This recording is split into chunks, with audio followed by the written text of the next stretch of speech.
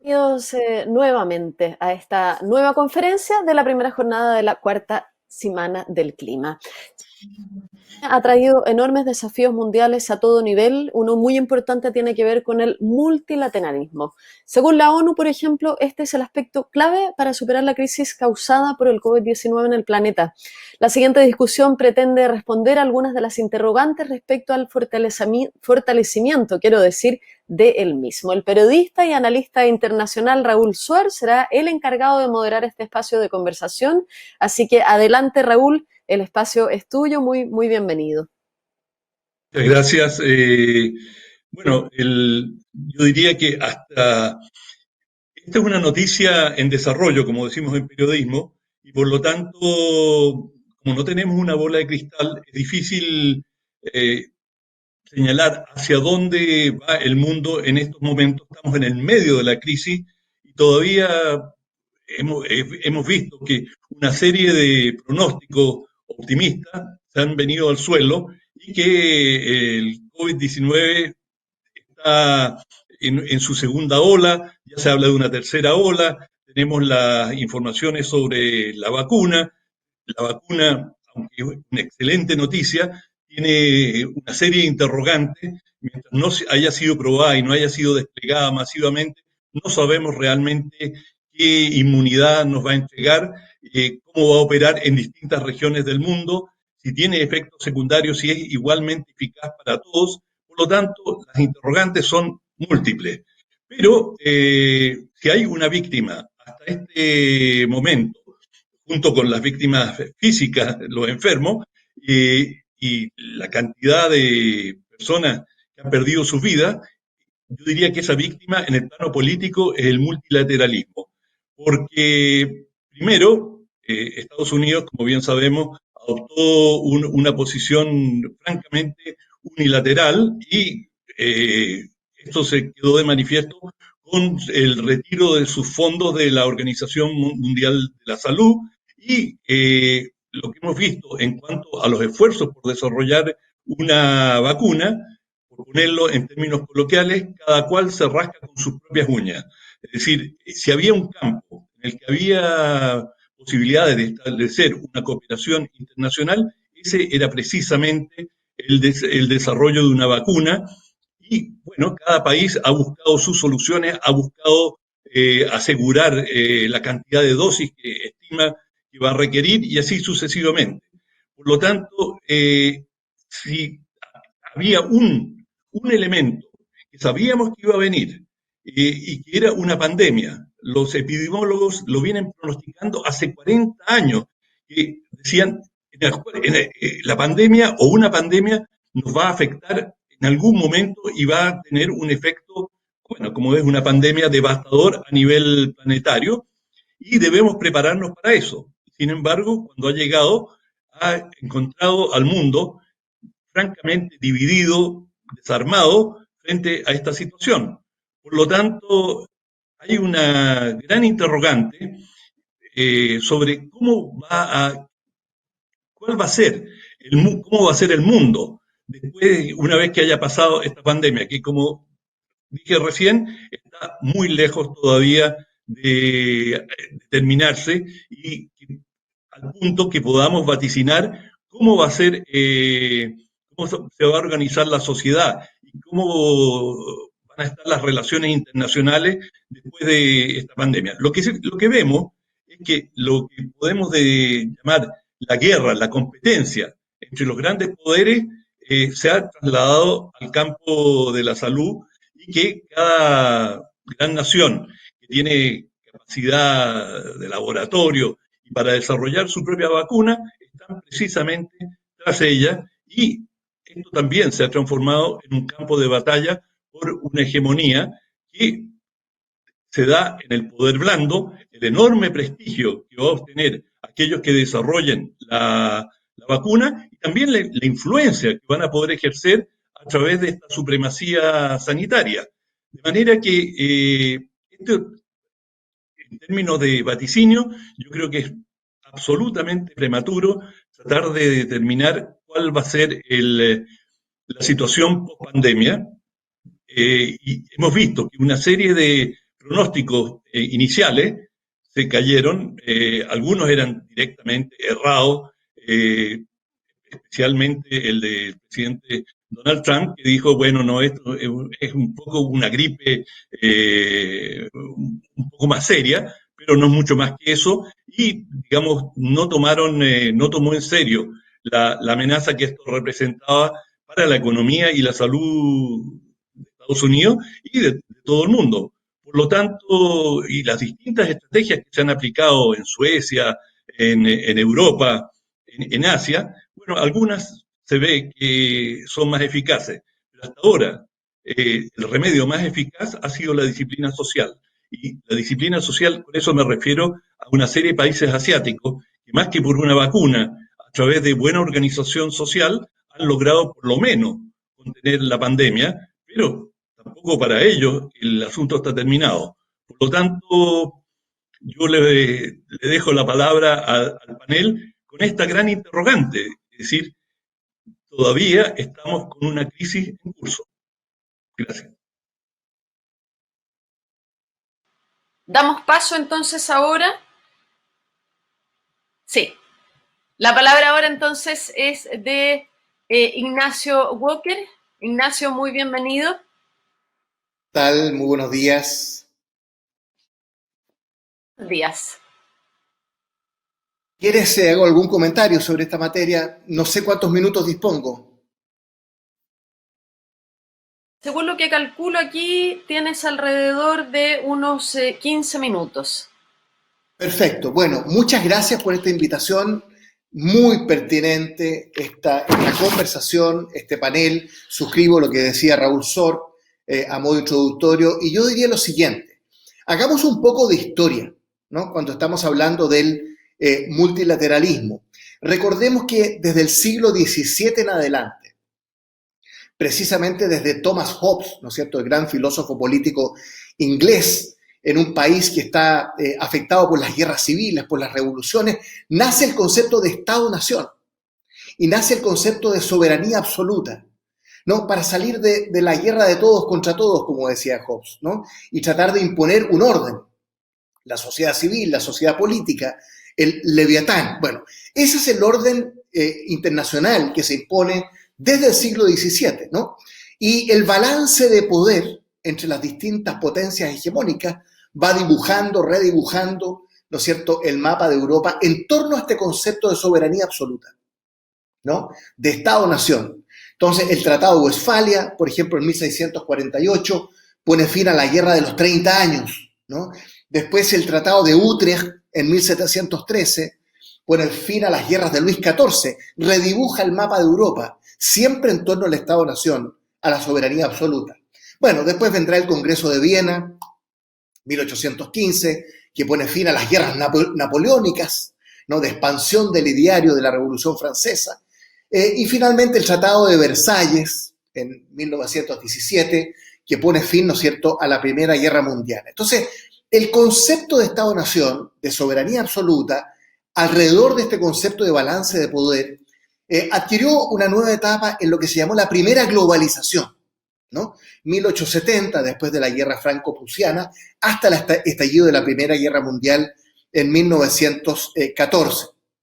Ahora, esa primera globalización termina muy mal, termina en una guerra mundial, y después en el periodo entre guerras, ¿no es cierto?, viene el nacionalismo, viene el totalitarismo, ¿no?, nazi, fascista, nacional socialista, hasta terminar en la Segunda Guerra Mundial. ¿Por qué hago este preámbulo? Porque después de la Segunda Guerra Mundial viene un mundo distinto, ¿no? Este concepto de soberanía absoluta ligado al Estado-nación, ¿no es cierto?, alrededor de este concepto de balance de poder, que adquiere, por supuesto, otras formas, encuentra un cambio muy importante, por ejemplo, en el sistema de Naciones Unidas, que empieza a prefigurar lo que conocemos como el multilateralismo.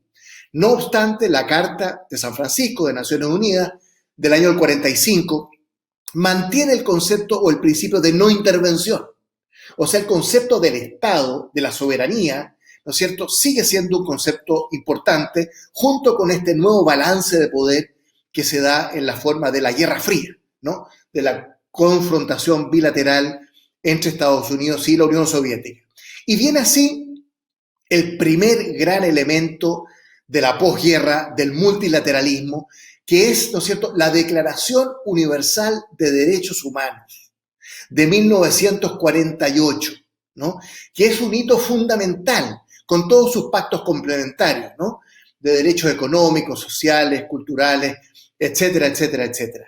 ¿Por qué? Porque este concepto de la Declaración Universal de Derechos Humanos marca un hito fundamental, radical, en cuanto a revisar este concepto de soberanía absoluta.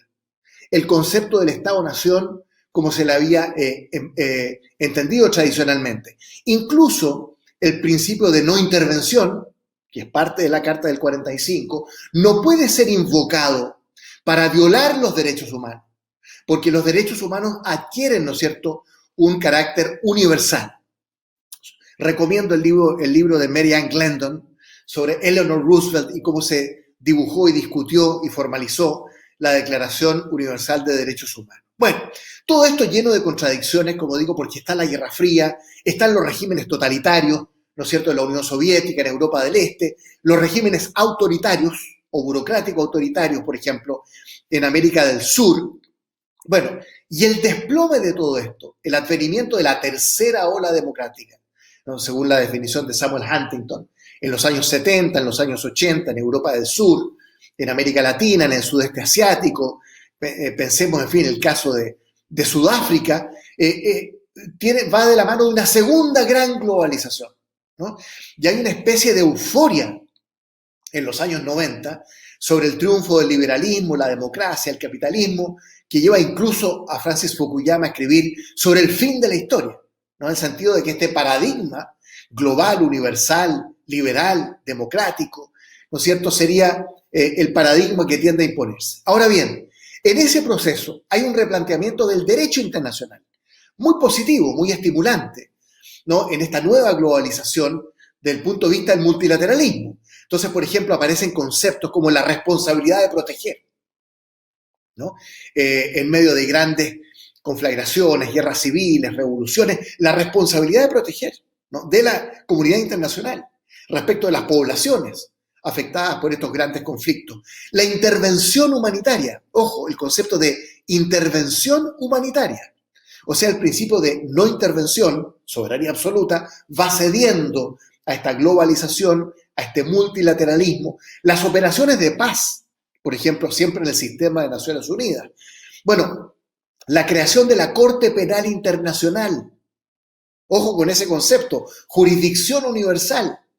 Se va perforando el principio de soberanía absoluta, ¿no?, respecto de crímenes de lesa humanidad, respecto de crímenes de guerra. Bueno, surgen los regímenes internacionales, por ejemplo, en el campo nuclear, que ya se habían insinuado incluso en la Guerra Fría, respecto de las armas de destrucción masiva, regímenes internacionales, cómo regula la comunidad internacional.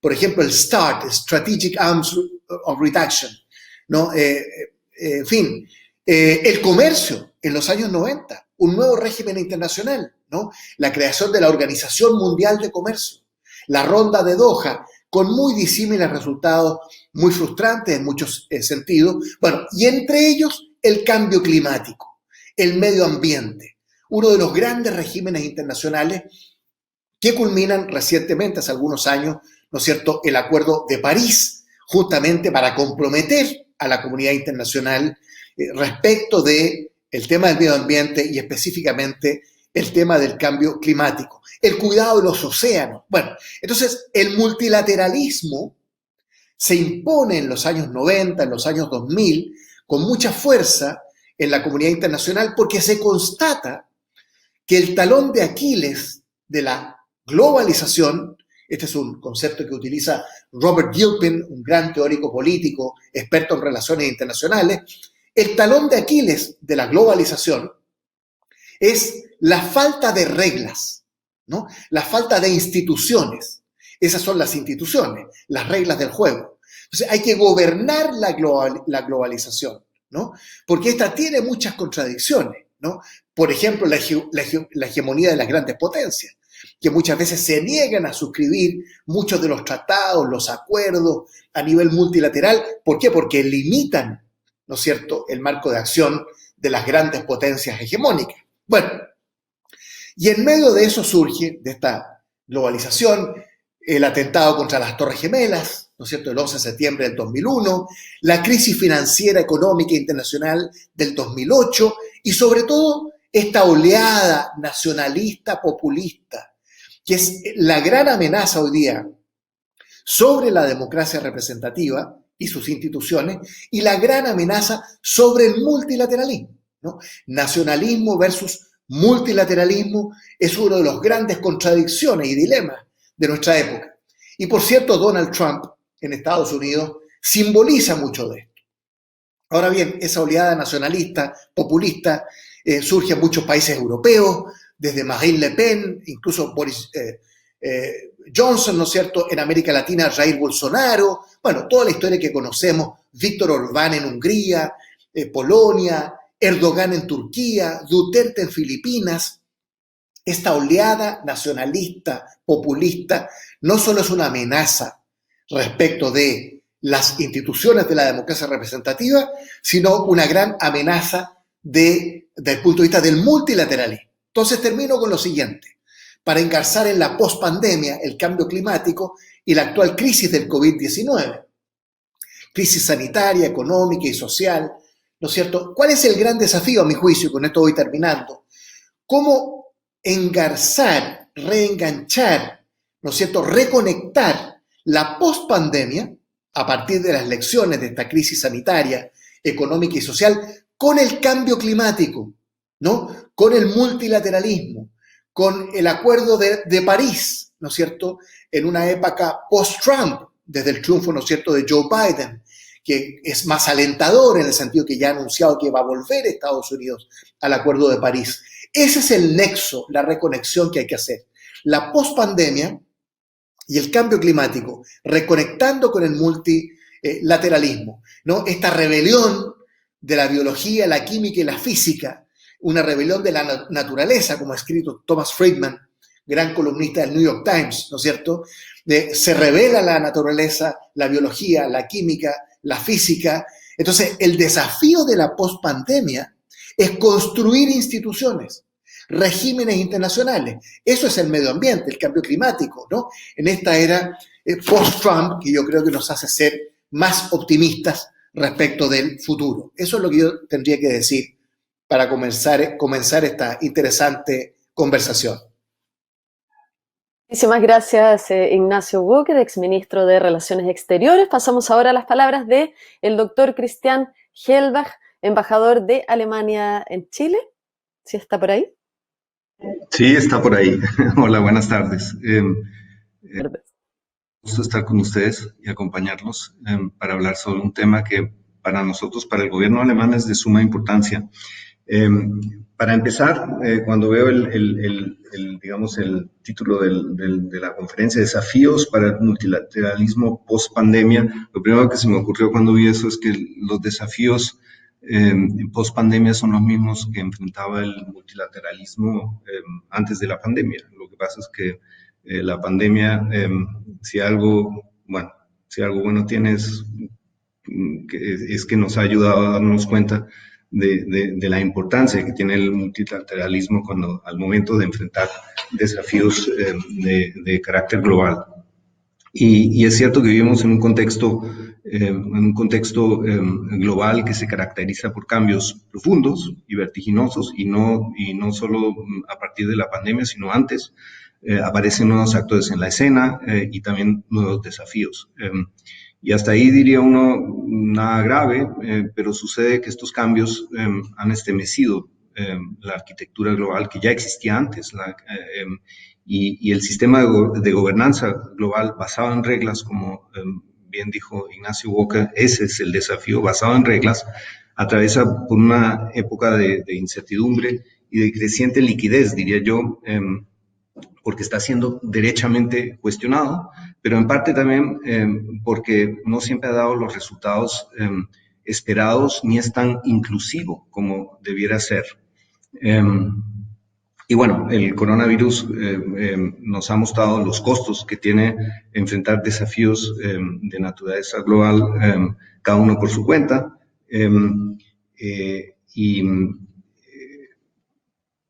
Pues en el fondo lo que ha hecho es desnudar las falencias del sistema global de gobernanza, en este caso la OMS, y el estado de deterioro del multilateralismo y la necesidad de una cooperación multilateral basada en reglas. Porque si hay una cosa que quedó clara es que este desafío podremos vencerlo solamente a través de la cooperación internacional, empezando porque sin que, digamos, haya algo así como una inmunidad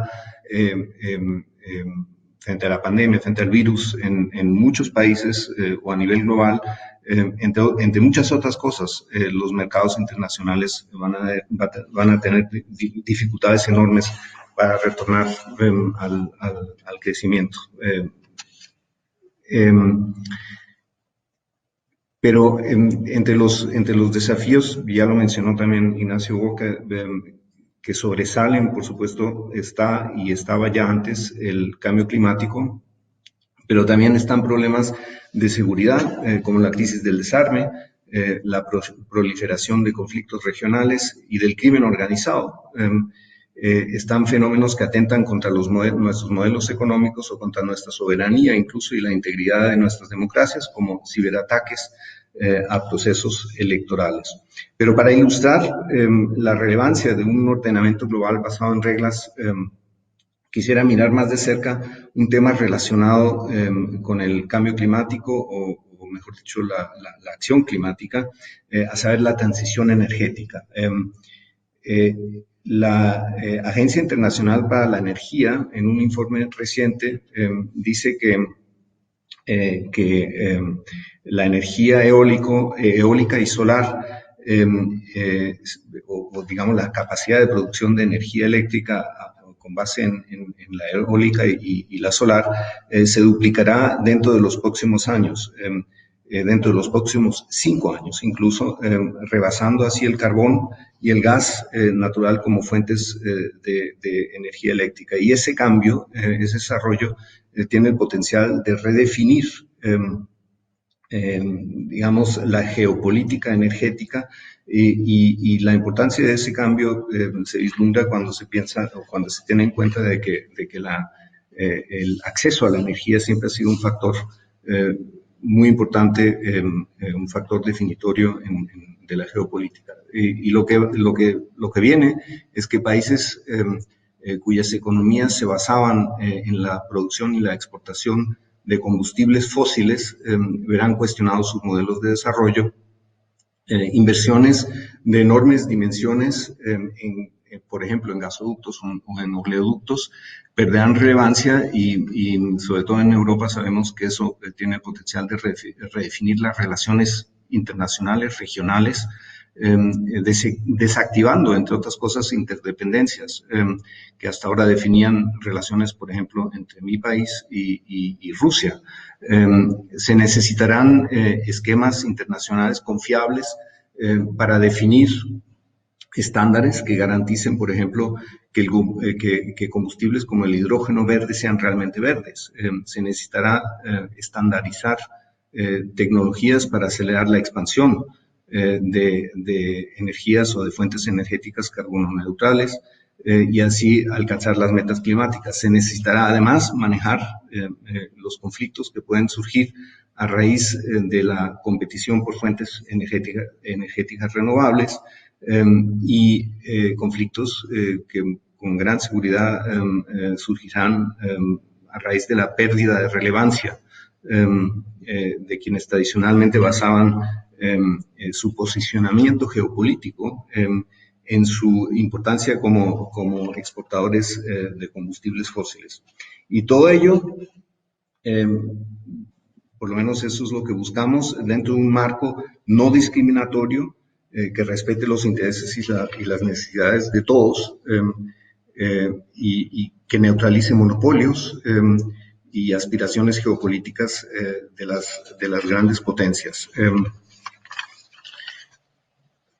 Y sin embargo, somos testigos de una dinámica destructiva que nos aleja cada vez más de ese ideal de una cooperación internacional basada en reglas que inspiró a quienes fundaron la Organización de Naciones Unidas hace 75 años. Lo que vemos es que proliferan conflictos regionales con creciente injerencia por parte de potencias regionales, como es el caso de los conflictos en Siria y en Libia. La agresión militar y la anexión de territorios vuelven a ser un recurso más de la política exterior, y no en cualquier parte, sino en el continente europeo. En no pocos lugares del mundo se violan los derechos humanos, nada nuevo, es cierto, pero los mecanismos internacionales que se hicieron para proteger los derechos humanos se ven cada vez más paralizados. Tratados internacionales sobre el desarme están siendo cuestionados y surgen cada vez más pequeñas y medianas potencias que a la sombra de las disputas de los grandes se hacen de armas nucleares, con todos los riesgos que eso implica para la paz mundial. Vemos además tendencias proteccionistas que cuestionan el libre comercio, mientras que la OMC es objeto de maniobras políticas que acaban debilitándola seriamente. Ahora, para definir el desafío que enfrenta el multilateralismo y encontrar respuestas, creo que es importante analizar las causas de este deterioro del orden global basado en reglas. Creo que son varias, algunas de ellas superpuestas. Está en primer lugar la polarización de las relaciones internacionales y lo que yo llamaría el regreso de rivalidades geopolíticas, incluso entre sistemas de gobierno, la democracia liberal por un lado, modelos más o menos autoritarios o antiliberales del otro lado. Y esa rivalidad o competición no la protagonizan exclusivamente China y Estados Unidos. Es un fenómeno que vemos también en Europa y en su periferia, con la Unión Europea y países como Rusia y Turquía como actores. Y hay quienes dicen que afecta a la misma Unión Europea. Ignacio Walker hizo alusión a eso. La segunda causa del debilitamiento del orden global basado en reglas que yo identifico, y ahí me sumo a lo que dijo Ignacio Walker, es el surgimiento de movimientos populistas, porque un elemento que suele formar parte de lo que yo llamaría el imaginario de estos movimientos son las amenazas externas, entre ellas la supuesta conspiración de quienes buscan establecer un gobierno global para acabar con la soberanía de los países. Y sobra decir que este tipo de movimientos o gobiernos no suele ser amigo de la gobernanza internacional, tiende a levantar muros, a cuestionar compromisos y obligaciones a nivel internacional. Un tercer fenómeno que a mi juicio debilita el multilateralismo es lo que algunos han llamado Westlessness o falta de Occidente en traducción literal, o sea, la supuesta o real decadencia de la alianza de las democracias de corte liberal. Esta alianza cuya piedra angular eran los Estados Unidos ha sido durante décadas el fundamento del orden internacional basado en reglas, y hoy presenciamos el resurgimiento del aislacionismo, no solo en Estados Unidos. Ojalá eso pertenezca al pasado con la elección de Joe Biden, y en consecuencia la ausencia de Estados Unidos, es lo que hemos visto en los últimos años, en foros internacionales, pero igual también el rechazo de obligaciones de carácter internacional por parte de Estados Unidos. Y a eso se suman conflictos entre las democracias occidentales sobre temas económicos y de seguridad, y un ejemplo de eso creo que es el caso de Irán y el efecto que han tenido las diferencias entre Estados Unidos y la Unión Europea sobre cómo enfrentar la amenaza que representa el programa nuclear de esa nación. Ahora, para concluir esta breve intervención, yo quisiera mencionar algunos de los elementos de una posible estrategia para enfrentar el debilitamiento del multilateralismo. En primer lugar, creo que los países interesados en que haya un orden global basado en reglas deben aliarse. Y es por eso que los ministros de Relaciones Exteriores de Alemania y de Francia, Heiko Maas y Jean-Yves Le Drian, iniciaron hace alrededor de 2 años la así llamada Alianza por el Multilateralismo, que reúne a los ministros de Relaciones Exteriores de más de 50 países. Se trata de una alianza flexible que busca impulsar iniciativas que fortalezcan el multilateralismo, por ejemplo, en el contexto de la pandemia, donde a través de una iniciativa liderada, por cierto, por Chile, se busca capacitar a la OMS para enfrentar de manera más eficiente futuras pandemias. En segundo lugar, creo que la integración regional es clave porque se trata de crear contrapesos capaces de garantizar la autonomía y la soberanía de cada uno de los participantes. Y aparte de que el multilateralismo no siempre tiene que ser global, puede ser regional, porque hay una serie de desafíos que son más bien de carácter regional, y el multilateralismo, por decirlo así, empieza en la región de cada uno. Y es esa una de las razones por las cuales la integración europea en mi país se ha convertido en razón de Estado. Incluso con una razón de Estado que incluso está anclada en la Constitución de mi país. En tercer lugar, creo que es importante reformar las instituciones internacionales con el fin de garantizar que el multilateralismo sea efectivo y además inclusivo, y que sus deficiencias no sirvan de pretexto para ausentarse de sus organismos, que es justamente el pretexto que ha utilizado Donald Trump en los últimos años. Y concluyendo, porque hablamos del tema del populismo, creo que también es importante combatir el populismo, el tribalismo, como algunos lo han llamado, en casa. Y para eso hay que empezar por hacer tareas y construir sociedades inclusivas y prósperas para así remediar posibles crisis de la democracia representativa que, como hemos visto, también debilitan el orden internacional basado en reglas. Gracias. Gracias, embajador. Quería saber si nuestro panelista Raúl Sor, que está por ahí, quisiera agregar algún comentario en este momento para después seguir a las otras 2 presentaciones.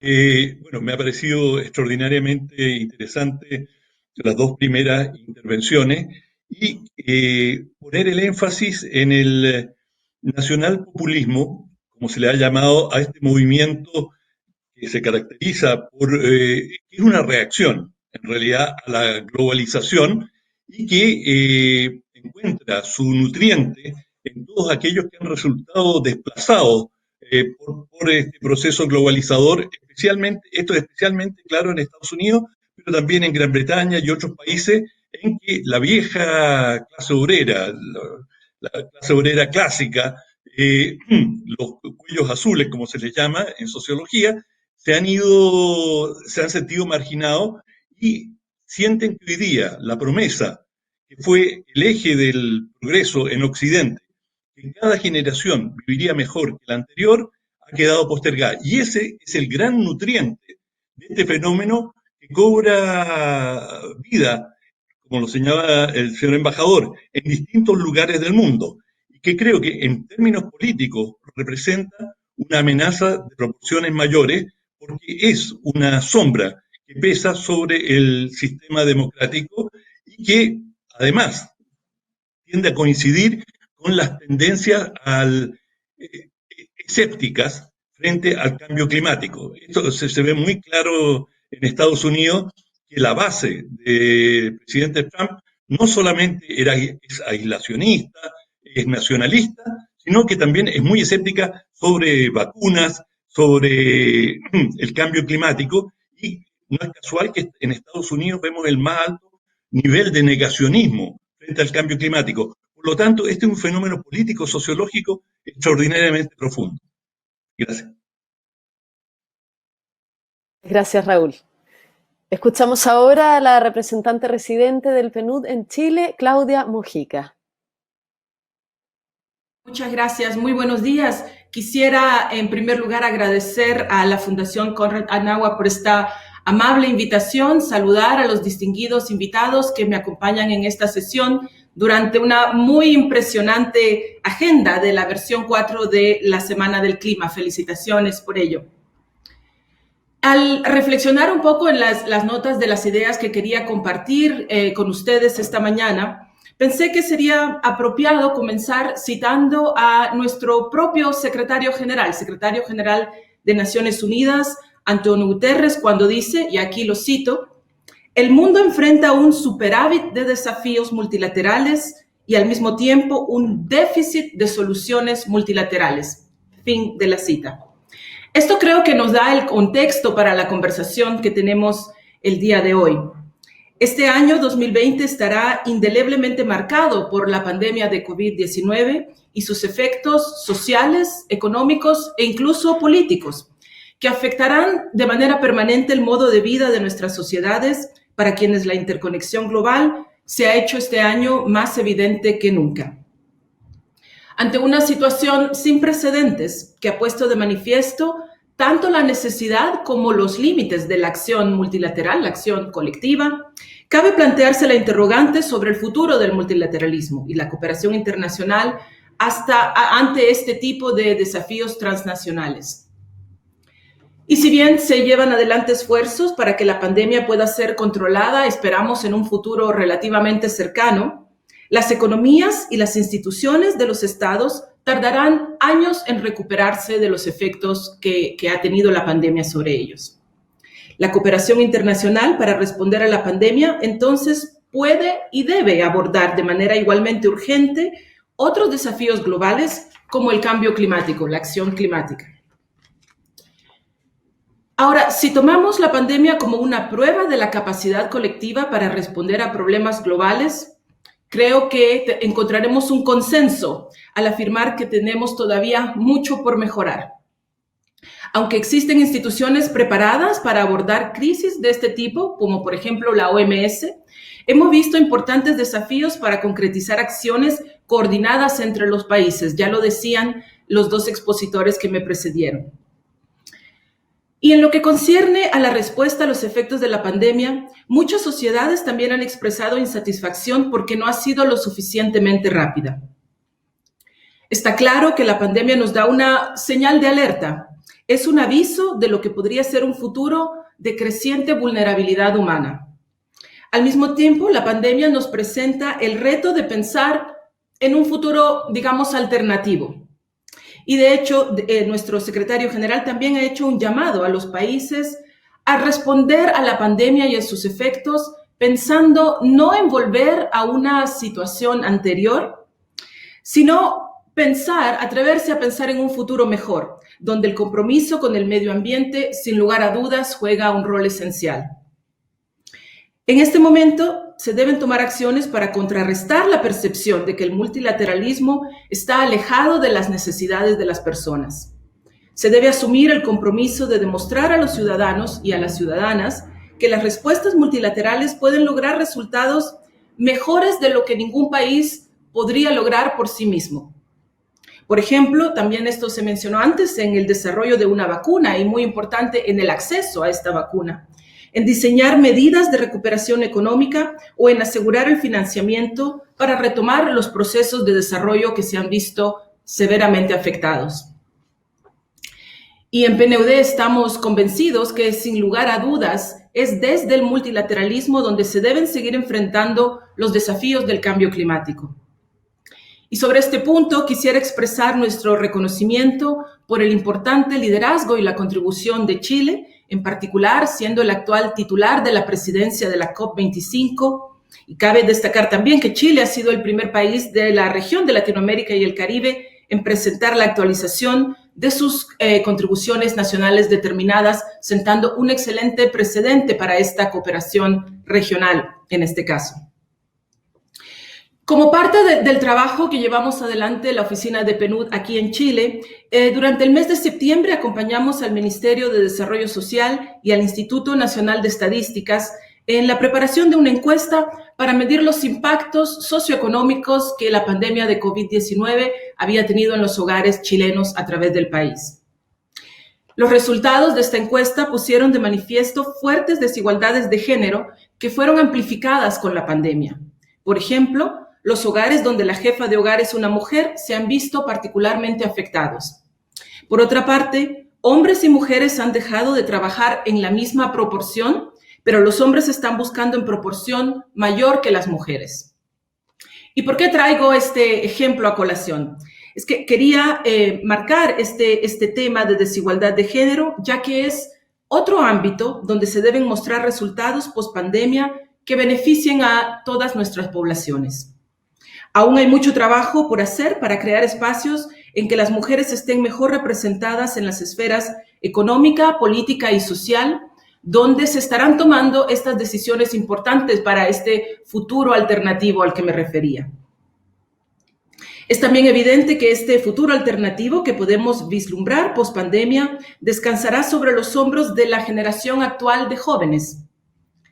En el marco de los intercambios que hemos tenido a través de varias plataformas alrededor del aniversario número 75 de Naciones Unidas que acabamos de marcar en este mes de octubre, hemos constatado que los jóvenes de hoy son una generación altamente comprometida con la cooperación internacional. Hemos visto en sus respuestas a las preguntas que pusimos para esta conversación global que los jóvenes están comprometidos a promover causas de interés público, como la acción por el clima, la igualdad de género y la lucha contra la desigualdad y la discriminación. Habiendo identificado estos elementos que puse como ejemplo para vislumbrar un futuro alternativo, podríamos argumentar que esta pandemia nos abre una puerta para impulsar el cambio. Alrededor del mundo vemos que los gobiernos están haciendo esfuerzos para movilizar enormes recursos para recuperarse de los estragos causados por la pandemia. Y al reflexionar sobre el uso de estos recursos, cabe hacernos la pregunta: ¿por qué no seríamos capaces de reconstruir avanzando hacia la sostenibilidad, la inclusión y la equidad? Y si desde el ámbito multilateral acordamos guiarnos por estos principios, la Agenda de Desarrollo Sostenible de Naciones Unidas, la Agenda 2030, uno de los documentos más altamente negociados en la historia de nuestra organización, así como el Acuerdo de París sobre el cambio climático, son ahora mucho más relevantes que nunca como hojas de ruta. Al analizar los factores que crearon un terreno fértil para los efectos de COVID-19, debemos incluir, entre otros, la insuficiencia de acciones para abordar las desigualdades, para proteger el medio ambiente, empoderar a las mujeres y promover la gobernanza y el Estado de Derecho. En este marco, desde mi institución, desde el PNUD, consideramos que estos objetivos de desarrollo sostenible de la Agenda 2030 son más que una hoja de ruta para impulsar el progreso. Son también una hoja de ruta para gestionar los riesgos a los que se enfrenta este progreso, de los que ya escuchamos en las intervenciones anteriores. Y asimismo, los objetivos de desarrollo sostenible son una herramienta de prevención, ya que nos pueden ayudar a estar globalmente preparados para abordar mejor futuras crisis. El desarrollo sostenible es en sí mismo un concepto multilateral, cuya idea fundamental es asegurar que las futuras generaciones puedan acceder a las mismas oportunidades que tenemos nuestra generación en la actualidad. Y por ello es de crítica importancia equilibrar las dimensiones social, económica y ambiental del desarrollo. Obviamente esto no es tarea fácil, ya que requiere de decisiones políticas, económicas, pero sobre todo requiere de cambios culturales. Consideramos que el logro de este equilibrio requiere enfocar la acción multilateral en la erradicación de la desigualdad, el compromiso con el medio ambiente y el fortalecimiento de la gobernabilidad y las instituciones. Y ya estamos trabajando en estrecha cooperación aquí en Chile con nuestras contrapartes nacionales en apoyo al gobierno de Chile en muchos de estos ámbitos, incluyendo la puesta en marcha de una recuperación ecológica post-COVID-19. Más allá de los desafíos, tenemos ante nosotros una oportunidad de acelerar el progreso hacia la energía renovable y una recuperación verde. Mencionaba antes que nuestro secretario general, así como también el administrador del PNUD, hacen un llamado para reconstruir mejor. Reconstruir mejor requiere pensar e invertir en el futuro, con un enfoque en el desarrollo sostenible y el fortalecimiento de la resiliencia de nuestras sociedades. Compete al multilateralismo forjar este consenso alrededor de una recuperación que proyecte una nueva dirección para el futuro de nuestra civilización. Muchas gracias. Gracias, Claudia Mojica. Pasamos ahora a escuchar al director del Centro de Estudios Internacionales de la Universidad Católica, Jorge Saad. Jorge, muy bienvenido. Muy buenas tardes, aprovecho a saludar a todos los que nos acompañan, a la Fundación Konrad Adenauer, agradecerle esta invitación y saludar también a los panelistas. Yo en estos minutos quiero centrarme en tres grandes ideas. Uno, ¿cuál es esta razón de ser del multilateralismo? Mucho lo cual lo explicó de manera muy completa el ex canciller Ignacio Walker. Lo segundo, ¿cuáles son esas tendencias que se han visibilizado, hechas más manifiestas con la pandemia del COVID-19? Y tercero, que pensemos un poco cuáles son los desafíos del multilateralismo y posibles escenarios. Se explicó muy bien en este panel que el multilateralismo, fundamentalmente el multilateralismo posguerra, después de la Segunda Guerra Mundial, que hay proyectado estos 75 años del sistema global, ha sido una fuente de estabilidad en las relaciones internacionales. Pensemos que después de esa Segunda Guerra Mundial viene la Guerra Fría, está el acuerdo de Bretton Woods, que estableció instituciones muy importantes multilaterales como el Fondo Monetario Internacional, el Banco Mundial. Luego viene el acuerdo sobre las reglas del comercio, que termina el año 94 transformándose en la Organización Mundial de Comercio. Y en definitiva, este multilateralismo funcionó y ha funcionado como un dique de contención de ciertos conflictos internacionales. Por otro lado, consolidó este orden internacional basado en reglas que para potencias medianas o emergentes, por ejemplo, el caso de Chile, son muy importantes porque permite entenderse en base a reglas, en base al derecho internacional y no frente a la ley del más fuerte. Y finalmente, facilitó la respuesta coordinada frente a desafíos globales. El cambio climático, que es un tema central en esta Semana del Clima, pandemias en el pasado, e incluso si vemos en la historia reciente, el G20 como respuesta a la crisis financiera del 2008-2009, la famosa crisis subprime, donde los líderes de las principales potencias industriales se ponen de acuerdo en un plan de salida, de rescate de la economía mundial, o incluso si vemos mucho más reciente, ayer el ministro de Defensa chileno hablaba que después de 18 años de trabajo multilateral en la Convención de Ottawa, Chile ya había desminado o eliminado ciertas zonas de minas antipersonales, mostrando un ejemplo de cómo una acción coordinada multilateral produce efectos concretos. ¿Qué es lo que ha pasado con la pandemia del COVID-19, a mi modo de ver, a nivel global?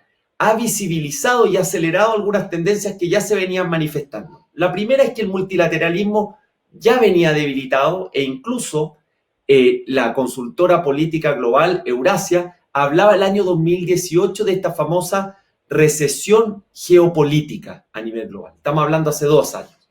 En la elección del presidente Trump, el 2016, no más del 20% de las personas, de los electores, ponía la política exterior o el rol global de Estados Unidos como una prioridad para tomar decisión en su voto, y eso se acentuó en la última elección, donde la recuperación de la economía, la pandemia e incluso temas de elecciones de Corte Suprema centraron la atención del votante.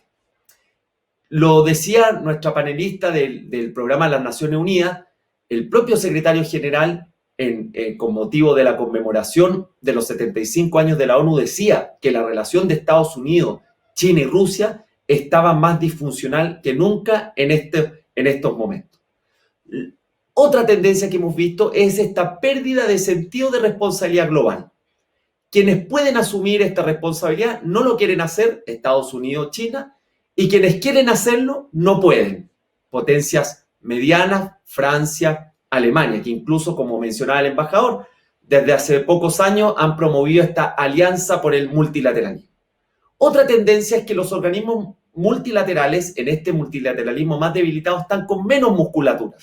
La Organización Mundial de Salud ha mostrado las limitaciones propias para enfrentar una pandemia de la magnitud de la que estamos enfrentando. La Organización Mundial de Comercio se ha visto incapaz de poder enfrentar situaciones como fue la guerra comercial y hoy tiene su organismo de apelación, que es fundamental para resolver conflictos comerciales, sin funcionamiento por el veto de Estados Unidos. Y vemos que en esta misma materia comercial los países más bien han ido avanzando hacia un plurilateralismo, es decir, buscan factores de conexión común, como es el factor geográfico, y se ponen de acuerdo entre ellos más que recurrir a un organismo multilateral, como fue el TPP hace pocos años, y como este fin de semana lo vimos con el Acuerdo de Asia y Oceanía, el RCEP, liderado por China, y que incluye países como Japón, Australia, Nueva Zelanda y los países del sudeste asiático, donde de manera plurilateral, poniéndose de acuerdo entre ellos, fijan ciertas reglas comunes. Y en definitiva, en un fenómeno más global que hemos visto en el COVID y que se ha hecho visible, la existencia de un menor apoyo político a la globalización y una desglobalización económica donde el comercio, a diferencia de lo que ocurría hasta el año 2008, está creciendo a tasas inferiores a lo que crece la economía. Cuando hablo del menor impulso político a la globalización, me refiero no a la globalización como una realidad, porque hoy día la generación actual es lejos la más hiperglobalizada en ideas, en tecnología, en movilidad de personas, etc. Pero el apoyo político de los líderes, por lo que también se ha explicado en este panel, nacionalismo, ciertos populismos y un sentimiento antiglobalización que toma fuerza hace una década, hacen que su apoyo político disminuya. Dicho eso, ¿cómo podríamos pensar los desafíos del multilateralismo hacia lo que viene en el pospandemia? Primero, creo que es importante decir que el multilateralismo va a ser lo que sus líderes quieren que sea. El multilateralismo no es un ente abstracto que funcione alejado o sin el rol que deben cumplir sus propios miembros. Luego, si las potencias no tienen un mayor compromiso con darle un nuevo impulso al multilateralismo, el multilateralismo no va a tener un nuevo impulso. Las potencias medias están intentando impulsarlo, como ha sido el rol de Francia y Alemania en esta pandemia, pero a mi modo de ver, ese multilateralismo no va a tener un salto significativo sin el compromiso de Estados Unidos y China, que hoy día son las potencias principales, al menos a nivel económico.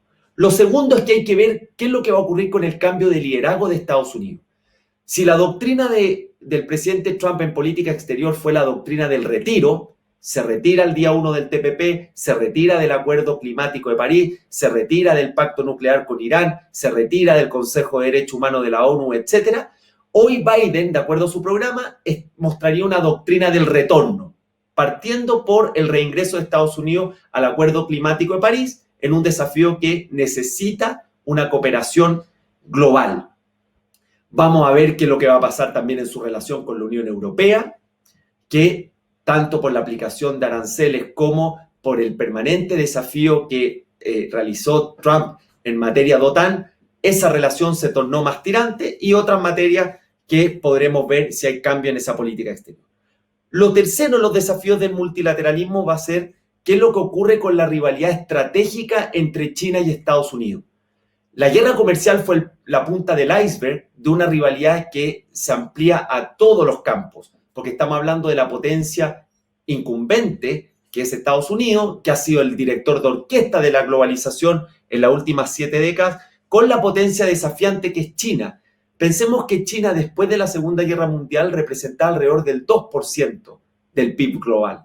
Hoy llega al 16% y no nos extrañe que de aquí a 5 años sea la principal economía global, acompañada de una diplomacia pública mucho más asertiva y una forma de proyectarse en el mundo pragmática, que no busca reescribir las reglas del orden internacional, sino que va aprovechando los espacios que, entre otros, Estados Unidos va cediendo, y esto acompañado de su megaproyecto de infraestructura e inversión, llamado la franja de la ruta y la sede, que lo estamos viendo nosotros también en Latinoamérica, ese rol creciente. Y el cuarto desafío, y con esto ya voy finalizando, del multilateralismo va a ser la necesidad de actualizar el funcionamiento de algunos organismos multilaterales. La OMC, yo soy profesor de Derecho Comercial, entonces tiendo a ver la parte internacional comercial, tiene todavía reglas planteadas de un comercio de décadas pasadas. Hoy día el comercio habla de la economía digital, habla de temas regulatorios, habla de empresas y derechos humanos, y hay una necesidad ahí de hacer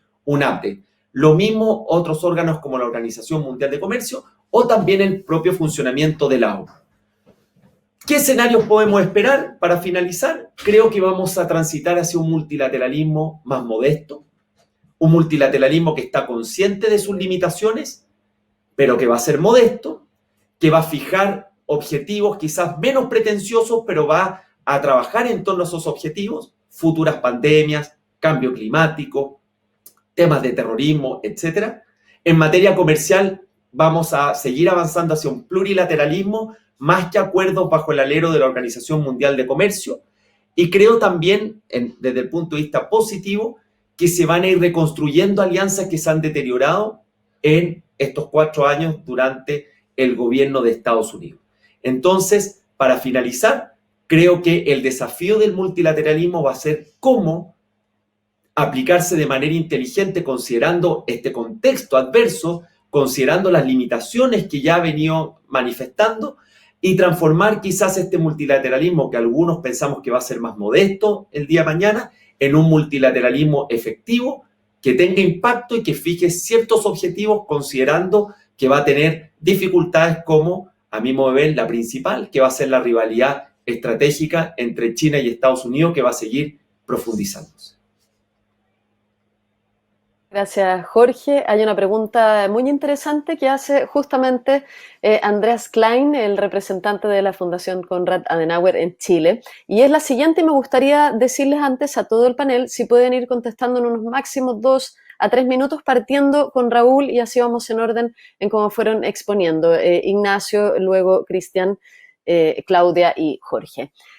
¿Quién puede asumir el papel principal en el contexto internacional hoy? ¿Cree que los Estados Unidos recuperarán este papel con un presidente como Biden?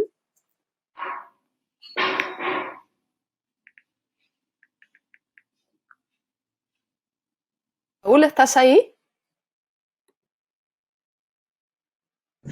Sí, a mí me parece que Estados Unidos está en una fase de declinación, en parte voluntaria, por lo que fue la gestión del presidente Trump, pero como han señalado en varias de las intervenciones, todas ellas muy interesantes, el auge de China es estratégico, no es un fenómeno transitorio y que Estados Unidos va a poder recuperar el liderazgo que ocupó, sino que va a decrecer su influencia en términos relativos, siempre va a ser todavía la nación dominante, pero no va a tener el nivel de hegemonía que tuvo en las décadas precedentes.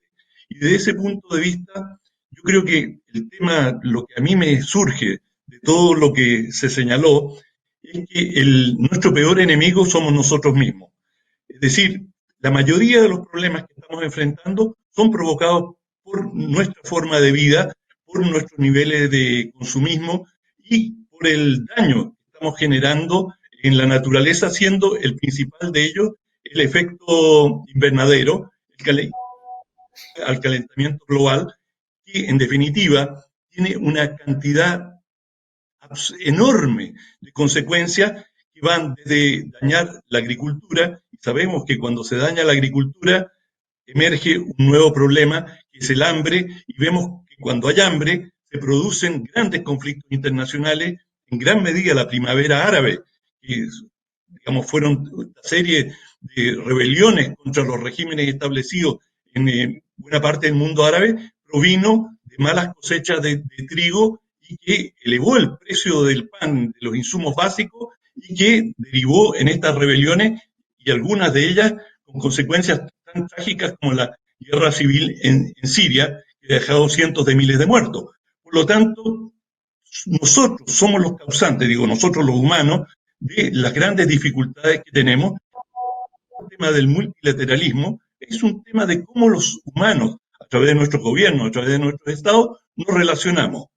Y en ese plano, yo creo que las presiones crecientes que estamos enfrentando, y esto, si la pandemia no permitió que nos pusiéramos de acuerdo y que colaboráramos en forma internacional, de forma más generosa, veo difícil que el calentamiento global, que creo que es la mayor amenaza que pesa sobre la humanidad, nos va a llevar a una mayor cooperación y que por el contrario, el egoísmo, el nacionalismo, va a ser un rasgo dominante en las décadas venideras. Eso. Gracias, Raúl. Pasamos a Ignacio Walker. Bueno, complementando lo que ha dicho Raúl, yo creo que definitivamente la presidencia de Joe Biden va a marcar una diferencia en relación a la presidencia, ¿no es cierto?, de Donald Trump, desde el punto de vista del multilateralismo. Ahora, tampoco hay que tener una visión muy triunfalista y muy ingenua. Primero porque está trabada la litis, ¿ah?, como decimos los abogados, respecto de una potencia dominante, la Pax Americana, Estados Unidos, y una potencia hegemónica emergente, como es China, ¿no? Y evidentemente que el escenario internacional va a girar en torno a esta tensión. De hecho, Joe Biden ha sido bastante severo en su juicio respecto de China, ¿no?, en el sentido de considerarla una suerte de amenaza para los intereses de Estados Unidos, y en el establishment político en Estados Unidos, tanto demócratas como republicanos, hay una postura muy defensiva, muy dura respecto de China. Entonces, respuesta, primero sí, la presidencia de Joe Biden hace una diferencia con la de Donald Trump. En segundo lugar, China también tiene un fuerte componente nacionalista. Es cierto que China tiene un gran compromiso con el multilateralismo, por una serie de consideraciones estratégicas muy propias de una potencia hegemónica emergente, ¿no?, que busca su lugar bajo el sol, por así decirlo, pero no hay que obviar, ¿no es cierto?, menospreciar este componente nacionalista que también existe en China. De alguna manera hay un Make China First Again, ¿no?, en la filosofía, en la doctrina de Xi Jinping, del Partido Comunista, del Estado chino, pero evidentemente que también hay un compromiso respecto del multilateralismo. En tercer lugar, más que quién va a liderar como liderazgo personal o presidencial, si Joe Biden o Xi Jinping u otro, lo importante es ir consolidando un liderazgo más colectivo, más institucional, ¿no? Está el sistema de Naciones Unidas, por supuesto, está el Acuerdo de París, pero, por ejemplo, el rol de Europa es muy importante, el rol de la India es muy importante, además desde el punto de vista de los principales emisores, ¿no es cierto?, de carbono en el mundo. Y lo otro que yo diría es que no hay país chico, no hay país chico, todos somos importantes, ¿no? Y por lo tanto Chile, que tiene ahora la presidencia de la COP25, los países de América Latina, del sur del mundo, tenemos también una responsabilidad. La sociedad civil tiene una importancia muy significativa. Las voces de la sociedad civil, ¿no es cierto?, tienen mucho que decir del punto de vista de remecer los liderazgos políticos de los partidos, de las pesadas burocracias estatales, ¿no es cierto?, internacionales también, desde el punto de vista de la amenaza del cambio climático y el calentamiento global de la Tierra. Entonces, hay que apuntar más que a un liderazgo personal, Joe Biden u otro, a un liderazgo más colectivo, más institucional, del sistema internacional en torno al multilateralismo, que pueda canalizar todas las energías con visión, con liderazgo, ¿no es cierto?, para poder hacer frente no solo a la pandemia, sino que en la pospandemia al tema ya recurrente del cambio climático. Escuchar al embajador. Y gracias. Yo en el fondo podría limitarme a pedirle a Ignacio Walker que me pase lo que acaba de decir por escrito y lo firmo, porque estoy completamente de acuerdo. Creo que, en primer lugar, para regresar a la pregunta de Andreas Klein, ¿quién puede asumir el papel principal en el contexto internacional? Yo creo que nadie. Entre muchas otras cosas, porque el carácter de la globalización y de los desafíos globales impide que una nación, y mucho menos un político, un presidente pueda tener un papel, el papel protagónico a futuro. Y yo pienso realmente que y volviendo a lo que dijo Ignacio Walker, el liderazgo colectivo, basado en ideas y basado en valores. Antes hablé de lo que algunos llaman Westlessness, o sea, la erosión de la alianza entre las democracias liberales, generalmente occidentales. Para nosotros uno de los objetivos o una de las esperanzas que tenemos cuando vemos el cambio político en Estados Unidos es justamente la reconstrucción de esa alianza, algo a lo que también aludió Jorge Saad.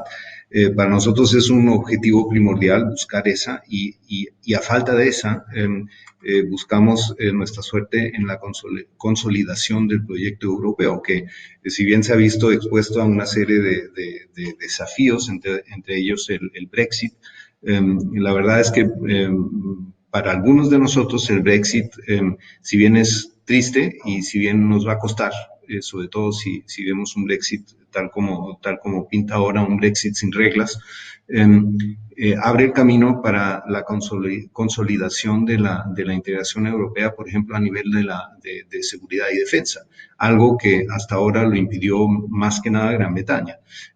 Así que, a mi manera de ver, y por eso también dije que la integración regional es de gran valor, por lo menos para nosotros, y yo pienso que también debería serlo aquí en Latinoamérica, aunque mucho más complicado. Ahí empieza la integración regional, la integración europea, la reconstrucción de la alianza entre las democracias liberales, ahí sí con un papel protagónico de Estados Unidos, pero todo ello con el objetivo de crear algo así como un liderazgo colectivo, como dijo Ignacio Walker, y fundamentalmente fortalecer el multilateralismo. Y de ahí la idea de crear una alianza, que es solo un principio, la Alianza por el Multilateralismo, que si bien la impulsan dos países medianos, que en el fondo no son medianos, son chicos, porque es lo que yo siempre digo, aquí en Chile también somos todos chicos, al momento de competir a nivel global todos somos chicos y la Alianza por el Multilateralismo busca justamente aliar intereses de países que dependen de que haya un orden global basado en reglas y que no impere la ley del más fuerte. Gracias. Claudia Mujica, la escuchamos. Gracias. Igual que el embajador, yo también hago mías las palabras del ex canciller Ignacio Walker cuando habla de este liderazgo más colectivo. Y sin lugar a dudas, eso es lo que buscamos dentro del ámbito de Naciones Unidas. Por supuesto, hay países que ejercen diferentes liderazgos. Los Estados Unidos y 4 otros países son miembros permanentes del Consejo de Seguridad, lo que conlleva una responsabilidad muy importante, pero todos los países tienen estos liderazgos desde los ámbitos donde los ejercen. También suscribo lo que se decía del liderazgo que Chile está mostrando, además en un año de pandemia donde la presidencia de la COP ha tenido que ser alargada y Chile sigue asumiendo este liderazgo dentro de las comisiones de la Asamblea General también. Entonces, sí creo que la visión más de buscar un ente que busque la salida es de apoyar esto, lo que decíamos antes, demostrar a nuestras poblaciones que el multilateralismo tiene las respuestas para ir avanzando en este camino que no es fácil. Y tengo aquí en mi mano, yo en algún momento tuve el honor de trabajar con el ex vicesecretario general de Naciones Unidas, Jan Eliasson, que llevaba siempre en su bolso este libro, la Carta de las Naciones Unidas, y me decía siempre, volvamos a la Carta porque estos son los principios que todos los países han acordado. Y pensé que en esto, el mismo preámbulo de esta Carta dice que los pueblos de las Naciones Unidas resuelven reafirmar la fe en la igualdad de derechos de hombres y mujeres y de las naciones grandes y pequeñas. Este es el compromiso asumido por todos los Estados miembros de nuestra organización y compete a las diferentes entidades dentro de las Naciones Unidas ayudar a forjar estas hojas de ruta a las que nos referíamos. La Agenda 2030 para el Desarrollo Sostenible compete todas las áreas del desarrollo, incluyendo los temas también de paz y de instituciones sólidas.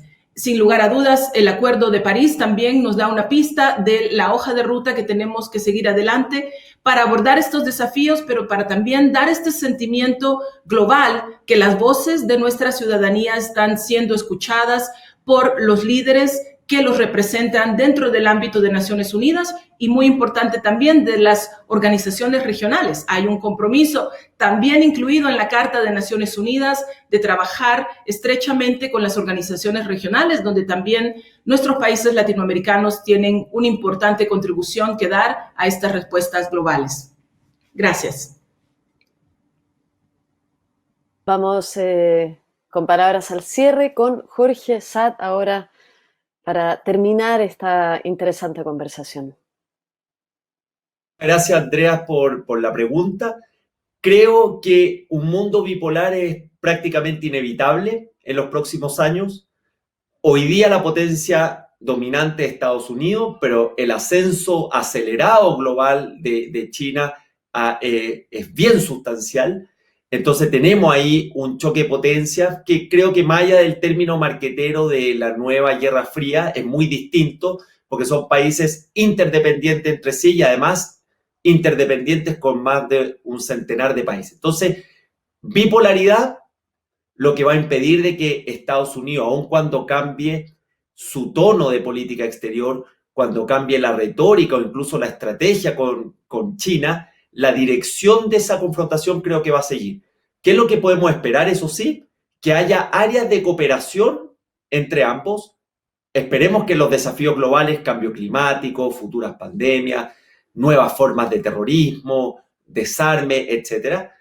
Pero creo que ese es como el dato más relevante, que es esta bipolaridad, y con países donde la Unión Europea cumple un rol fundamental, que van a intentar ir generando acciones colectivas, colaboración, pero que lamentablemente no, sin el concurso de Estados Unidos o China, va a ser muy difícil poder cambiar el curso de esa dirección.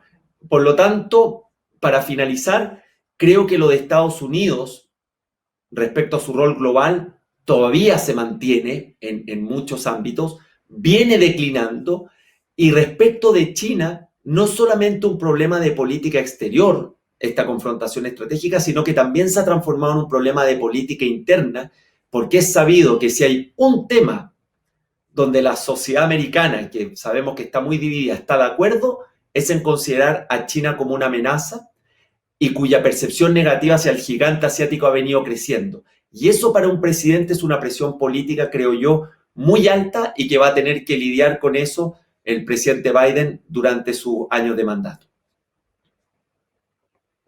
Bueno, cerramos aquí entonces este conversatorio digital que estuvo muy, muy interesante. Muchísimas gracias a todos y cada uno de los panelistas por haber estado, por haberse dado el tiempo de compartir sus ideas y comentarios con todos nosotros aquí en la Semana del Clima. Que estén muy, muy bien y muchísimas gracias nuevamente.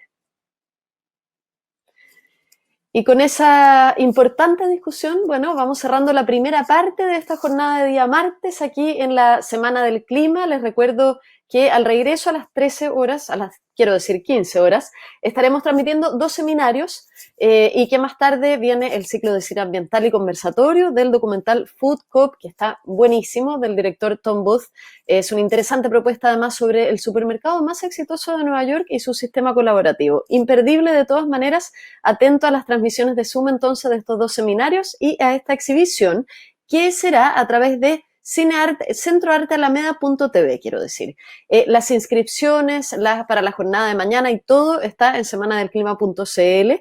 Les recuerdo también que mañana es el turno de medio ambiente, energía y naturaleza y que arrancamos el día con una interesante conferencia titulada Hidrógeno Verde en Chile, desafíos y oportunidades, para que conozcamos un poco más de esta verdadera potencia en los combustibles del futuro. Así es que están todos súper invitados a seguir con nosotros aquí en la Semana del Clima. Que estén muy bien.